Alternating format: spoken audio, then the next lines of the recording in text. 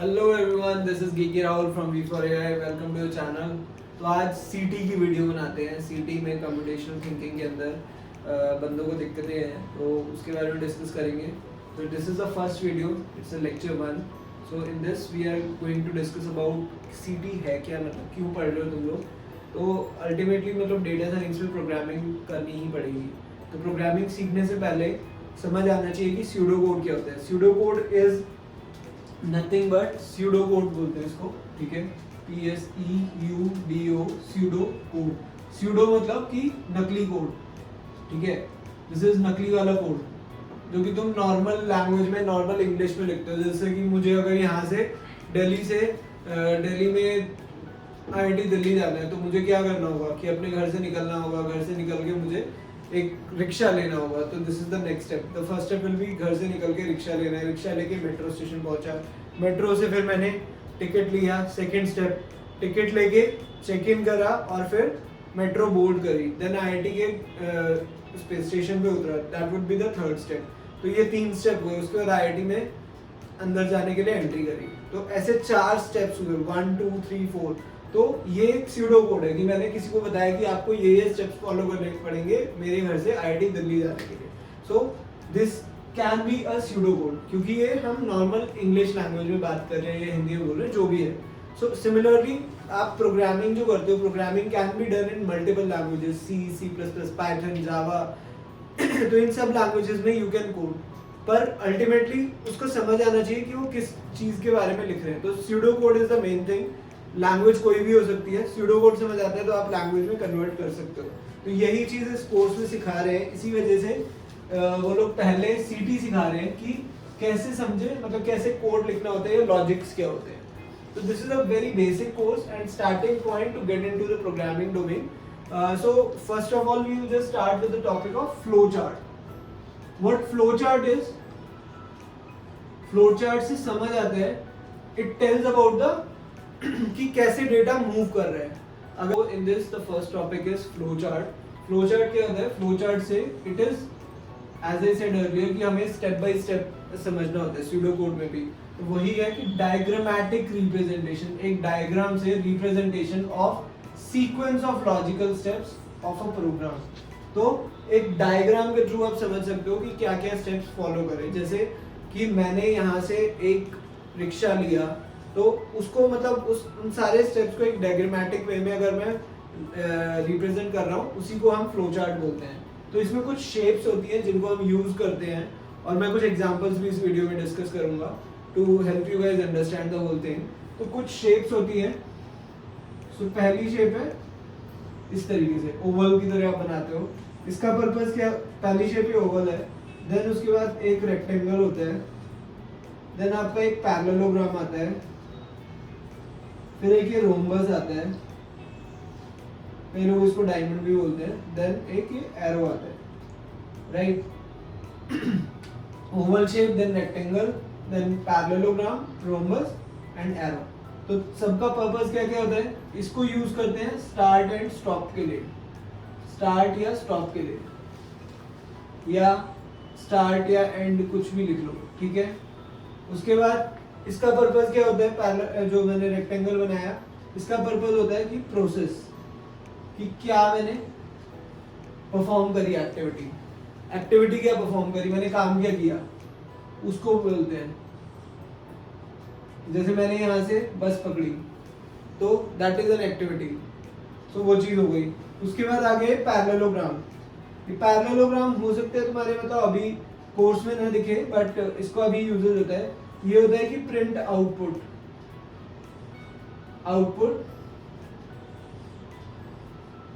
Output को ऐसे shortcut में लिख सकते हो, लिखना सीख लो, O/P, ठीक है। और टेक इनपुट।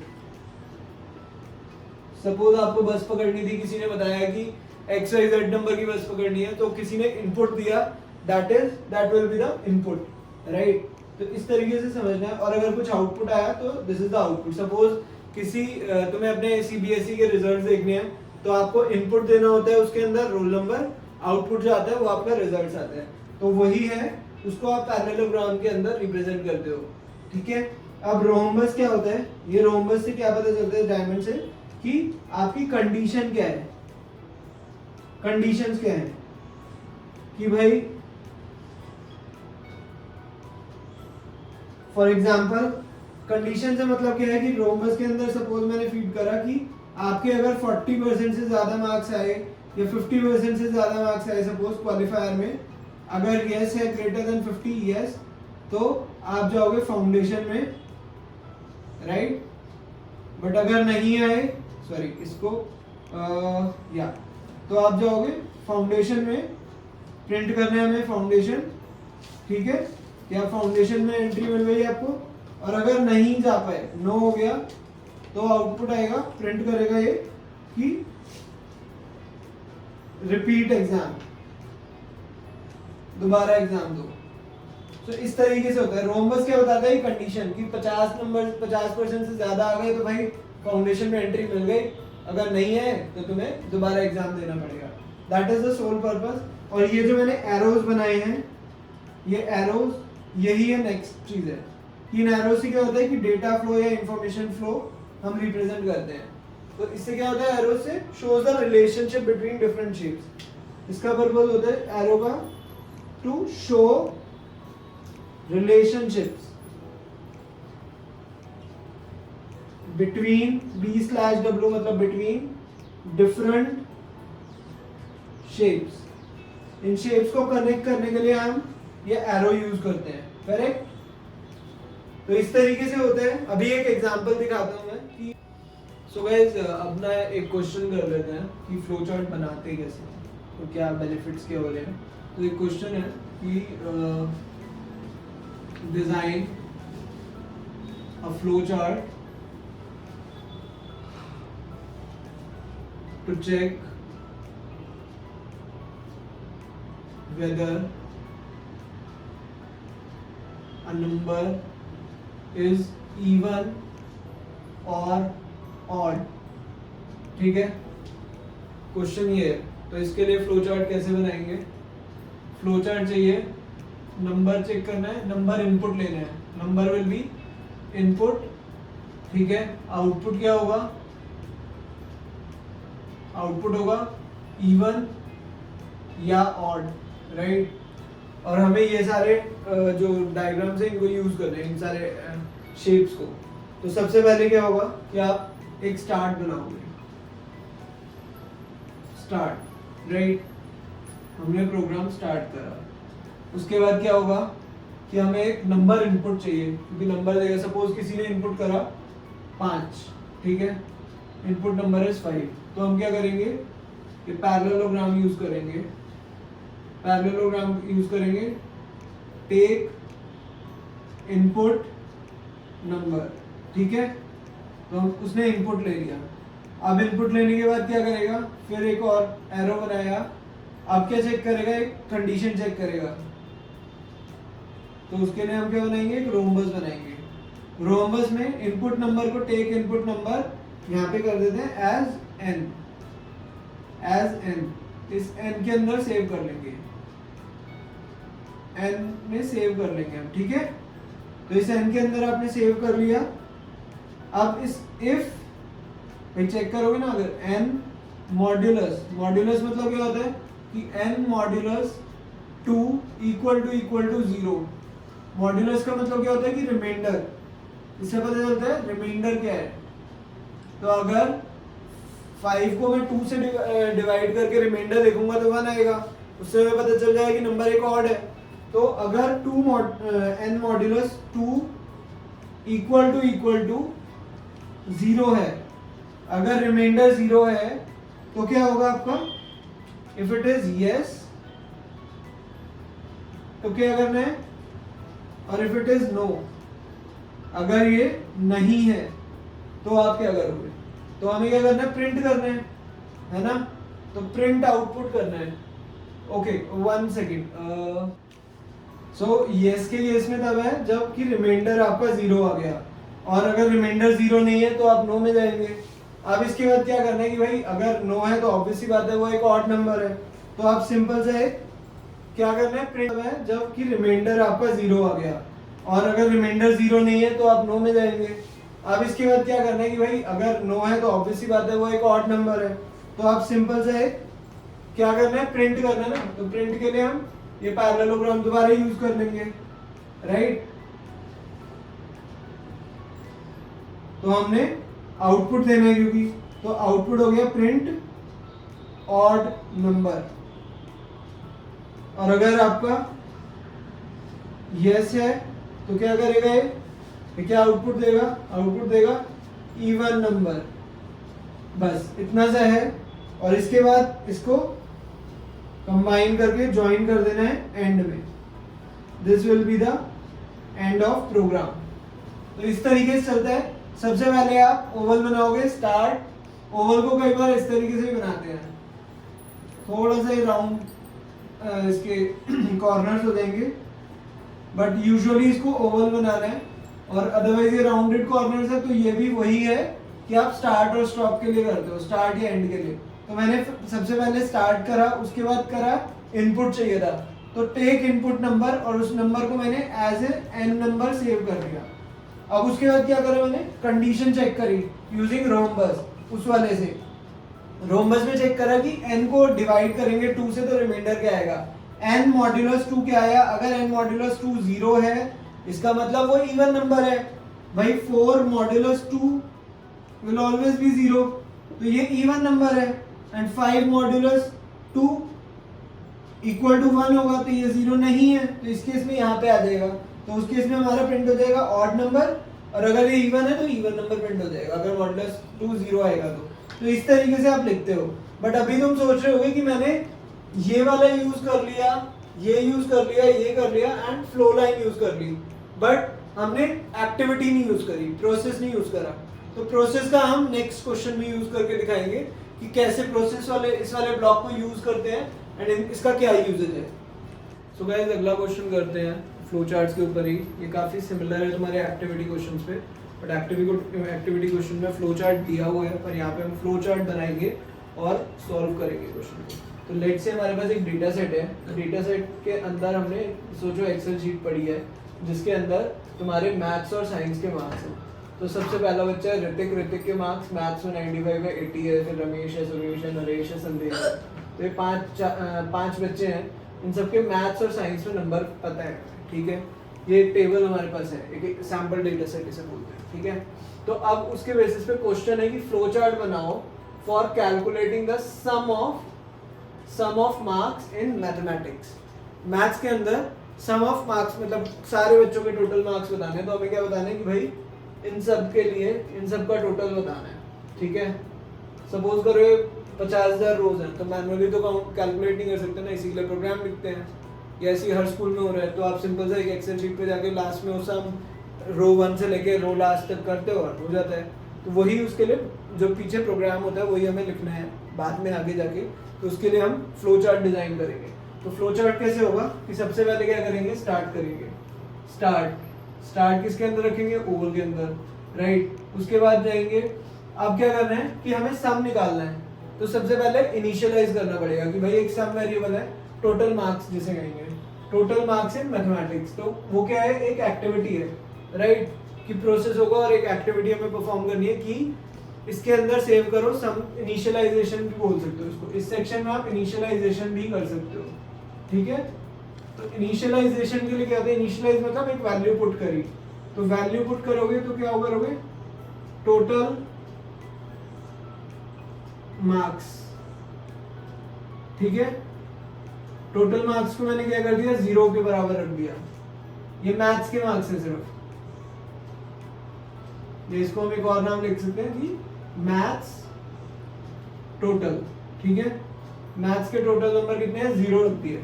अब उसके बाद क्या करेंगे, दिमाग में सोचो कि कैसे करते हो कि सबसे पहले इसको देखते हो, फिर इसको देखते हो, फिर इसको देखते हो, फिर इसको देखते हो, फिर इसको देखते हो। यही इटरेशंस का बेस कॉन्सेप्ट है कि आप लाइन बाय लाइन चेक करते हो और उन सबको ऐड करते जाते हो। तो हम क्या करेंगे, चेक करेंगे कि इस टेबल के अंदर इफ कंडीशन है तो कंडीशन में ये रोम्बस यूज करेंगे। इफ इसको और थोड़ा बना लेते हैं बड़ा, if row in row exist in table, अगर इस टेबल के अंदर कोई रो है तो क्या करेंगे, पहला रिकॉर्ड है तो उस केस में क्या करेंगे आप, सम के अंदर क्या करोगे कि सम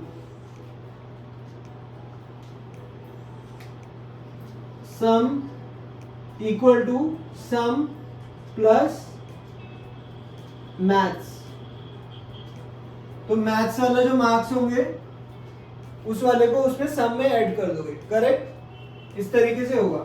और इसको किस में रखेंगे, ये कौन सा ऑपरेशन है, ये एक एक्टिविटी हो रही है ना, प्रोसेस कर रहे हैं हम, तो इसको रखेंगे रेक्टेंगुलर बॉक्स में, क्योंकि लास्ट वाले में हम कुछ ऐसे प्रोसेस परफॉर्म कर नहीं रहे थे, इस बार हम एक स्टेप परफॉर्म कर रहे हैं, एक एक्टिविटी परफॉर्म कर रहे हैं, इस वजह से इसको एक रेक्टेंगुलर बॉक्स में रखोगे, तो sum equal to sum plus maths. अब इसके बाद क्या होगा, remove row from temp table, मतलब एक टेबल में से, इस टेबल की ये समझ के चलना कि टेबल के अंदर बहुत सारी कॉपीज है हमारे पास, मतलब मल्टीपल जगह हमने टेबल्स रखी है, तो हम क्या करेंगे, इस रो को टेबल में से हटा देंगे, ठीक है।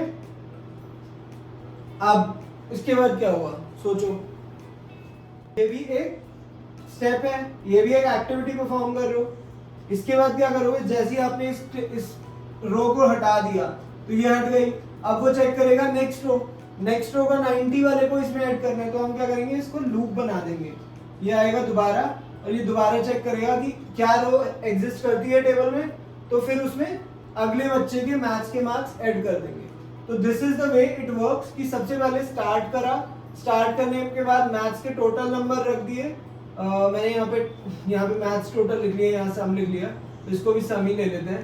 सम को मैंने 0 इनिशियलाइज करा, ये इनिशियलाइजेशन स्टेप है, राइट। इनिशियलाइज मतलब कि हमने वैल्यू सेट कर दी सम की, सम मतलब टोटल मार्क्स जो है सबसे पहले मैंने 0 रखे, अब उसके बाद जा रहे हैं वो चेक करता है कि क्या रो एग्जिस्ट करती है, हाँ पहली रो एग्जिस्ट करती है, उसके बाद वो क्या करेगा, पहली रो में से चेक करेगा कि sum equal to sum plus maths, sum plus maths मतलब सम इक्वल टू, सबसे पहले क्या था सम 0, फिर मैथ्स के नंबर कितने हैं 95, तो 0 प्लस 95 इक्वल टू 95, अब सम की वैल्यू हो गई 95। उसके बाद ये क्या करेगा, रिमूव कर देगा रो फ्रॉम द टेबल, तो इस रो को हटा दिया टेबल में से, फिर ये दोबारा ऊपर जाएगा एंड यहाँ से चेक करेगा कि if row exist in the table, क्या कोई रो एग्जिस्ट कर रही है टेबल में, हाँ 4 रोज एग्जिस्ट कर रही हैं, तो हम चेक करेंगे, तो क्या होगा, sum equal to sum plus maths, तो सम इक्वल टू, अभी सम की वैल्यू क्या थी अपडेटेड 95, तो 95 प्लस मैथ्स के नंबर कितने हैं 90, कितना आ जाएगा ये 185, तो अब updated value of the sum will be, sum की वैल्यू अब कितनी हो जाएगी 185, राइट। उसके बाद क्या करना है, remove row from the table, तो अब इस रो को भी हम हटा देंगे, इस रो को भी हमने हटा दिया, फिर ये दोबारा जाएगा ऊपर, नेक्स्ट स्टेप इज कि दोबारा चेक करो कि क्या रो एग्जिस्ट करती है नहीं करती, अभी भी 3 रोज एग्जिस्ट करती हैं, फिर वो यही करेगा same repeat, sum equal to, sum की वैल्यू क्या है, सम की वैल्यू क्या है 185 प्लस मैथ्स के नंबर कितने हैं 80, आंसर वुड बी 265, करेक्ट, 265 आ गया, यहाँ पे आप अपडेट कर दो सम की वैल्यू क्या हो जाएगी 265, करेक्ट। अब क्या होगा, फिर ये रो रिमूव कर देगा, इस रो को रिमूव कर दिया, फिर चेक करेगा sum equal to 265 plus 75, answer क्या आ जाएगा आपका 340, करेक्ट। उसके बाद क्या होगा, फिर ये रो रिमूव करनी है हमें, ये भी रो रिमूव कर दी, फिर ऊपर गया टेबल में, अब दोबारा सम कितना बचा, एक रिकॉर्ड बचा है वो देख रहा है, तो एक रिकॉर्ड बचा है 340 प्लस, यहाँ पे भी 340 आ जाएगा पहले वाले में, 340 प्लस 91, अब सम की वैल्यू क्या हो गई 431, तो आंसर क्या हो गया 431, और यहाँ सम की लास्ट में वैल्यू आ गई 431, करेक्ट। अब एक चीज और कि अगर यहाँ पे हमने यहाँ पे देखा कि अगर रिकॉर्ड था तो ये एग्जीक्यूट हुआ, पर अगर रिकॉर्ड नहीं है उसमें, अब जैसे लास्ट के बाद भी यहाँ पे सम की वैल्यू 431 हुई, उसके बाद इसे क्या था remove row from the table, तो ये भी रो रिमूव हो गई। अब ऊपर जाएगा, वो चेक करेगा if row exist in the table, yes है तो यहाँ जाएगा, बट यहाँ पे तो रो है ही नहीं, तो क्या करेगा प्रोग्राम के रुक जाएगा, नहीं, तो हमें एग्जिट कंडीशन भी देनी होगी। तो उसके लिए हम क्या करेंगे, यहाँ पे नो, अगर कोई रिकॉर्ड नहीं है तो हम क्या करेंगे, प्रिंट, क्योंकि हमें आउटपुट देना है तो हमने पैरेललोग्राम यूज करा, प्रिंट सम की जो वैल्यू आई उस वाले को प्रिंट कर देगा। इसका मतलब यहाँ पे क्या करेगा, ये आउटपुट 431 ये आपका आउटपुट दे देगा। इसी चीज को हम पाइथन में, C++ में, सी में लिखते हैं प्रोग्राम करके, और इसी तरीके से लूप चलता है। ये जो मैंने आपका यहाँ से इस तरीके से गया है, इसको हम इटरेशन बोलते हैं, एंड दिस इज इनिशियलाइजेशन। थोड़ा सा भी कंफ्यूजन है तो नेक्स्ट वीडियो में इनिशियलाइजेशन, इटरेशन वगैरह पे हम काफी आगे तक वर्क करने वाले हैं, so you guys will be able to understand this. अभी के लिए फ्लो चार्ट पे ही ध्यान देना। फ्लो चार्ट का आई थिंक समझ आया होगा, नहीं आया तो एक बार रिवाइंड करके थोड़ा सा स्लो करके समझना, खुद ड्रॉ करना, and try to execute it on the data set जो मैंने लिखा था यहाँ पे, सिंपल सा। सेम चीज कोर्स में है तो तुम क्वेश्चंस भी बना पाओगे। Try it and let me know whether it helps you और नॉट। एंड बाकी मैंने V4AI पे भी एक बैच रन कर रहा हूँ जिसमें लाइव सेशन होंगे। यहाँ पे 10-10 मिनट की, 15 मिनट की वीडियो अपलोड कर पा रहे, बट लाइव सेशन में इंटरेक्टिव होगा। कोई डाउट है तुम्हें तो there you can ask as well. So just keep working on and study करो, चाहे IITM से, चाहे मेरे से या किसी और रिसोर्स से, but just keep studying and qualify this qualifier with good marks. Good luck guys.